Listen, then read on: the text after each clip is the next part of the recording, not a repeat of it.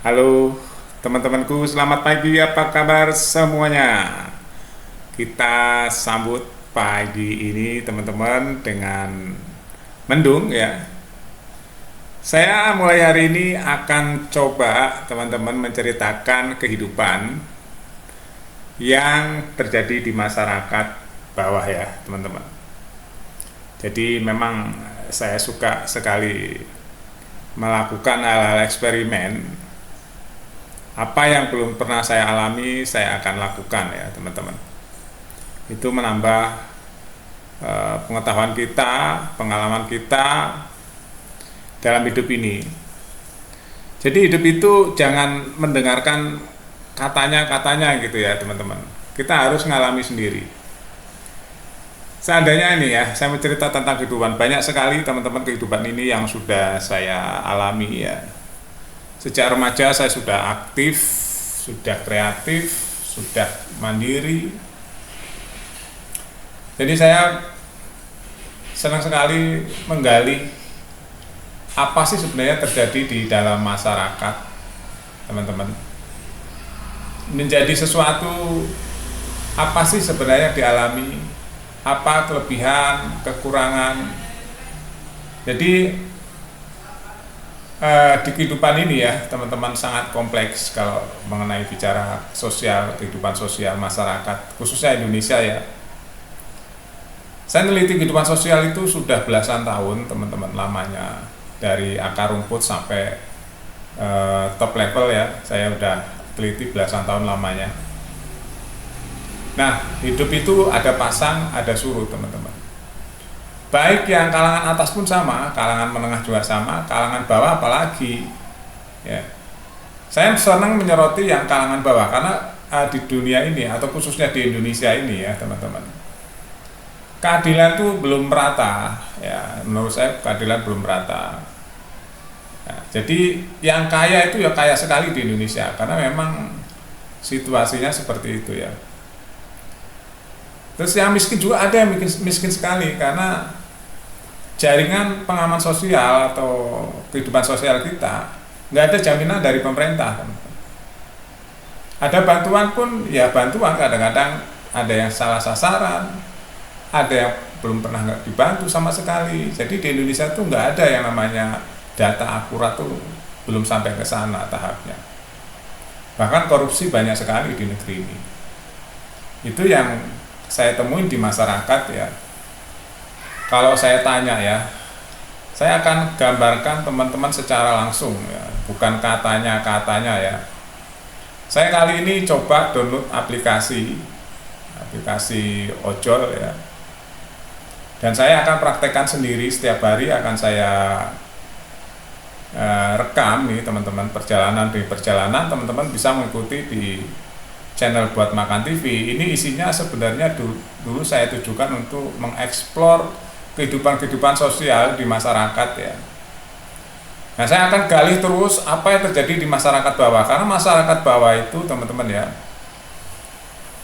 kehidupannya benar-benar butuh bantuan ya teman-teman, butuh bantuan selain BPJS, selain bantuan sosial. Nah, karena di Indonesia belum ada yang permanen namanya bantuan sosial teman-teman, belum ada, masih insidentil ya namanya, tergantung pemerintahnya. Kalau pemerintahnya peduli masyarakat bawah ya ada bantuan, itu pun kadang-kadang ada yang salah sasaran. Kali ini saya akan memberikan vlog harian teman-teman ya, iseng-iseng dan juga bisa untuk menambah tambahan penghasilan sedikit-sedikit ya, nggak banyak ya. Di ojol itu saya sudah hitung-hitung ya, saya sudah wawancara beberapa orang ojol, itu benar-benar orang yang membutuhkan penghasilan. Kenapa dia naik ojol juga? Karena memang pekerjaan di negeri ini nggak sebanyak permintaan teman-teman. Jadi pengangguran banyak sekali di masyarakat, makanya penarik ojol banyak sekali. Baik yang muda ya, yang muda-muda itu kan sebenarnya umur-umur muda itu umur-umur produktif ya, umur-umur yang seharusnya diekspor kepemudaannya itu untuk mencari pengalaman, bekerja, ya, mencari jati diri, eksplorasi. Nah, kali ini banyak pengangguran-pengangguran yang untung masih ada ojol ya. Jadi mereka masih bisa mendapatkan penghasilan walaupun hanya untuk makan saja. Ojol itu teman-teman nggak bisa kalau untuk kaya, teman-teman nggak bisa. Kalau untuk makan sehari-hari beli beras ya pas-pasan ya, masih bisa beli beras ya. Tapi kalau untuk berhasil di ojol nggak ada, teman-teman, nggak ada. Ojol itu hanya untuk beli beras saja, beli seliter 2 liter aja. Kalau untuk sukses nggak bisa, karena itu memang driver udah banyak sekali, terus itu modelnya model orderan gitu ya.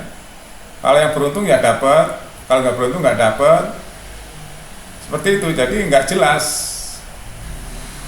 Dulu saya belum paham ya namanya ojol itu apa, penghasilannya seperti apa. Setelah saya ingin tahu dan saya coba ikuti aplikasi-aplikasi ojol, ternyata ya kalau untuk sampingan ya, untuk beli bensin, untuk apa, bantu-bantu bayar listrik, itu masih, kalau tekun masih bisa. Tapi kalau nggak tekun ya nggak cukup, teman. Karena kan harus bayar bensin itu sendiri, dipotong bensin, terus dipotong aplikator, terus untuk biaya perawatan kendaraan, ya itu saya hitung-hitung. Kayak kan udah nggak, saya kan nggak ngontrak ya, apalagi kalau ngontrak ya, ngontrak di perkotaan banyak ngontrak tuh ojol ya, terus punya keluarga, punya anak, berat sekali teman-teman, berat sekali. Saya udah mulai neliti ojol ini udah kurang lebih berapa ya, udah 1 bulan lebih lah ya. Saya teliti tuh penghasilan maksimal berapa, serame-ramenya berapa. Itu nggak bisa untuk jadi sukses, tuh nggak bisa. Karena di situ nggak terus-terusan dapat. Yang pertama, yang kedua tenaga manusia juga kalau sehat, kalau nggak sehat nggak bisa dia narik. Ya, terus mau diembat seperti apapun nggak bisa banyak penghasilannya. Nggak bisa banyak teman-teman di ojol itu. Ya, tenaga kan terbatas kemampuannya. Itu dipotong bensin juga kan, nanti dipotong pemeliharaan motor juga, pasti ada kerusakan-kerusakan. Apalagi orangnya boros ya, habis duit ojol, habis sehari-hari, habis sehari gitu. Kalau nggak bisa ngatur-ngatur. Dulu saya nggak ngerti ya cara-cara seperti apa, ojol penghasilannya seperti apa. Ternyata setelah saya pelajari, saya maksimal berapa sih sehari, dan saya udah capai itu maksimal pagi sampai malam itu berapa. Saya pernah coba untuk mendapatkan data yang akurat, bukan katanya-katanya. Ternyata itu jarang sekali terjadi karena di spread ya, orderan itu di spread, bisa berdasarkan jarak ya. Ada aplikasi yang cepet-cepetan, suka-sukaan gitu ya. Jadi ada aplikasi yang sifatnya pemesan itu memilih dia sukanya sama siapa. Ada aplikasi begitu. Ada aplikasi yang sifatnya diberi oleh aplikator, ya, pasif, diberi aja gitu, mau diambil atau enggak gitu. Ya, jadi setelah saya benar-benar mempelajari dunia perojolan ini, itu hanya untuk menyambung hidup aja teman-teman. Kalau untuk tujuan sukses di ojol nggak akan bisa, itu udah paling maksimal berapa per hari itu nggak bisa. Ini hanya untuk lompatan-lompatan orang yang memang sehari-harinya dia habis PHK, atau dia mengisi waktu, atau dia untuk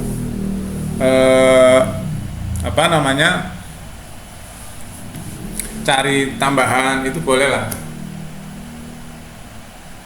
ya. Kalau nggak ngalami sendiri nggak tahu ya teman-teman. Makanya